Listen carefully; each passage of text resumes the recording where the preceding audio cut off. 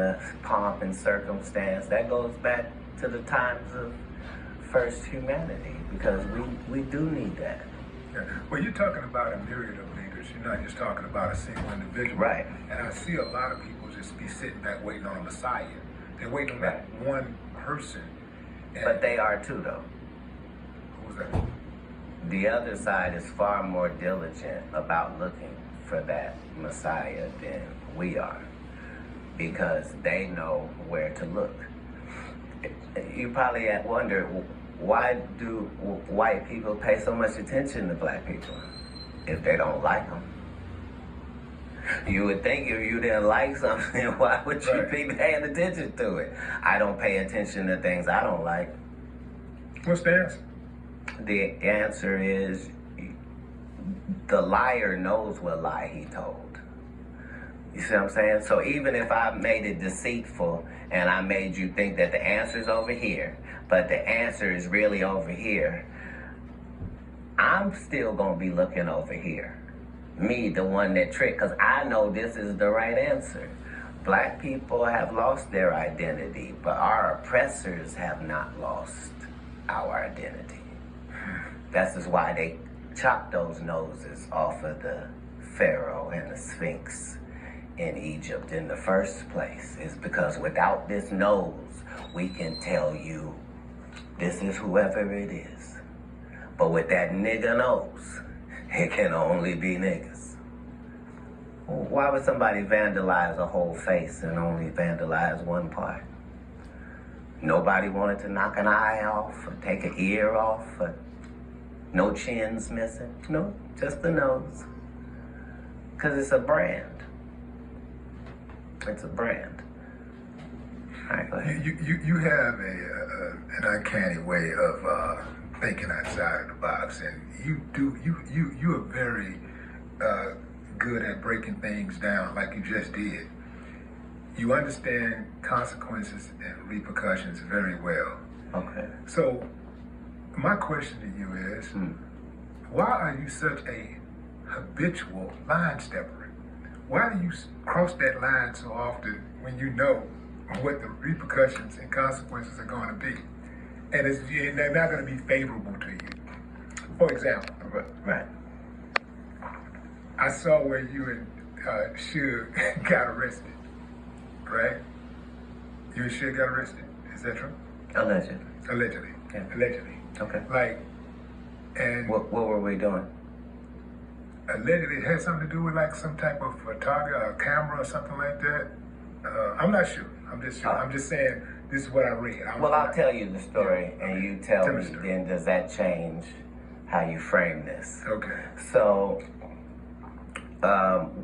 we have a meeting with a hologram company, which is going to go into a licensing deal on some holograms.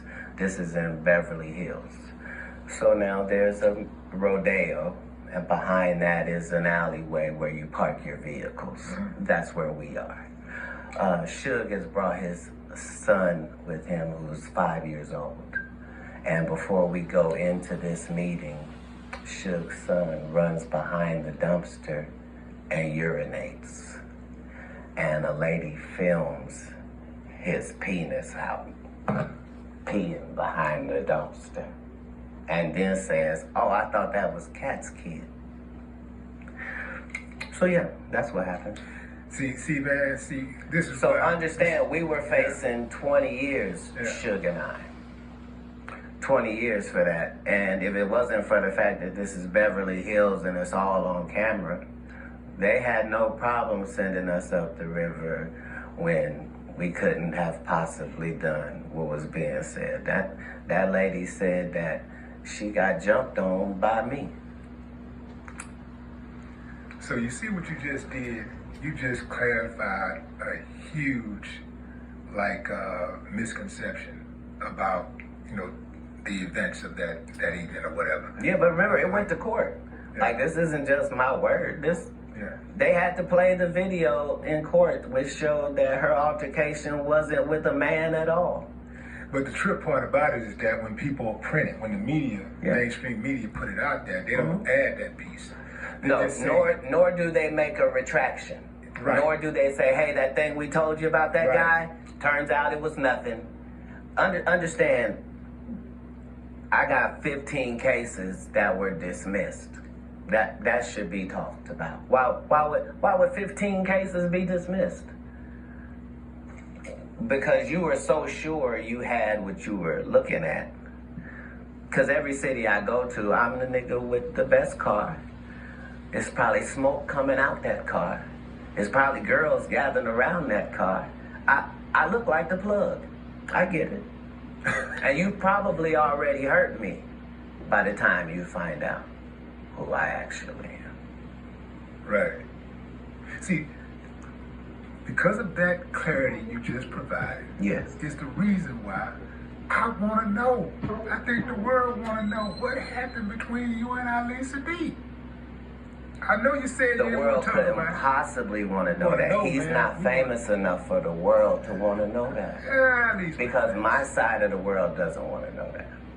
See, well, my side of the world. Here's the thing. What happened, man?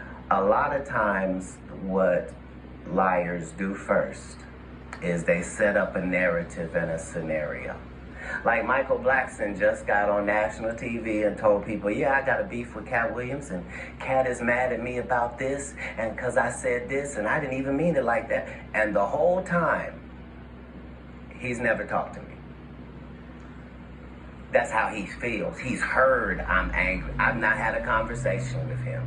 It's the same with your Ali Sadiq. If it wasn't for the information that I know in my intel, I would be a fan of his like everybody else. Who wouldn't be a fan of a young black storyteller that's done time and loves his family and is a hometown guy? Like, why would he ever have any enemies in comedy? It's ludicrous.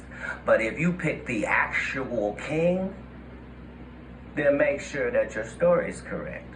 And unfortunately, his story is not correct. No matter what he says, he never met me. He made it disrespectful that a security guard that was 6'7" reached over him to pay him, not mentioning the fact that he got paid for not doing anything.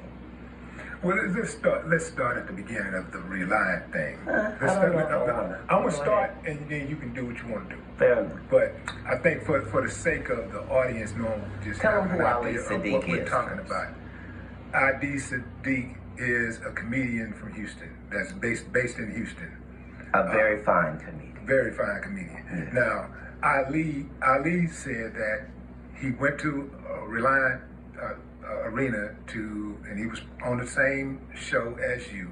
He showed up, and the security stopped him from entering the building. And they said, and then somebody told him Katt didn't want you to come in.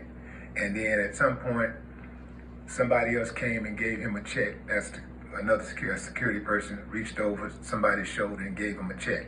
He said that the people that were the working security locked arms to prevent him from walking inside of the building. And he thought that, you had a problem with him. And he said he didn't know why you had a problem with him. And to this day, he don't know why you have a problem with him. That was the It'd be nice if that was the story. So now, if that's the story, then let me see if I got this correct. A guy I've never met was supposed to be doing a show with me. And I got so angry, even though I hadn't met him, that I had security keep him out of the building. See, that's the problem with lies. They're faulty from their inception, sir. I'm the person in the story that doesn't have a grudge to feel. I don't care why I didn't like Katt Williams. I would get to the bottom of it. This is not one of those stories. First of all, the actual truth of this matter is, every city that I go to, I already have the comedians who are opening up for me. Not just this tour, but for the 17 100 city tours previous to this. I never go to the city and go, hey, do you guys have some comics here? I'd like to add them to my show. I just don't do it. I travel with the comedians that are coming to your city. We're one unit and one team when we come. That is to let you understand that no comic was fin to come join us that evening because there isn't space for it. I still have to do an hour at the end of this. There's a limited amount of time. So we could just start there. Second of all, I don't care where you're from, what the venue is, how cool you are with the people that work there. Katt Williams show means Katt Williams show. That means don't nothing move but the money. There ain't no loud talking and voice raising and, how dare you? How dare you? Let me look on the advertisements and see, do I see your name or face, sir, whoever you may be? Where would you even get the entitlement to be having this question? This is like me insisting that the Lakers put me on as a starter. And I won't take no for an answer. It's ridiculous. You don't even play in our league. And that's before I knew who you were. Now that I know who you are, I'm just ashamed because you took something personal that couldn't have been personal. I didn't meet you. That's how it would have gone if I wasn't there, because the truth is, I wasn't there. All of this happened before I got there. What happened with the check? When the security guy gave when I asked what the person had said, I said, well, I don't understand. I don't understand why he's so angry. What did he say to you? He said, I'm supposed to be on this show. I said, well, maybe he was expecting to get some sort of a payment. And now he thinks he doesn't get to get paid because we already have a tour. I wouldn't want that. Pay him for performing. So he got the check of the performer. This is what he's angry about. Imagine the audacity. Remember, your story is that I'm kicking you the fuck out. Get out and lock arms and don't let him in. And paying you? Make it make sense, Ken. So, either you're smaller than I think or I'm bigger. Either one. Like, you can't keep positioning the narrative because that's all this is. This is so that in a conversation in America, there'll be something where he and I are evenly linked. And only people in his hometown are floating that narrative.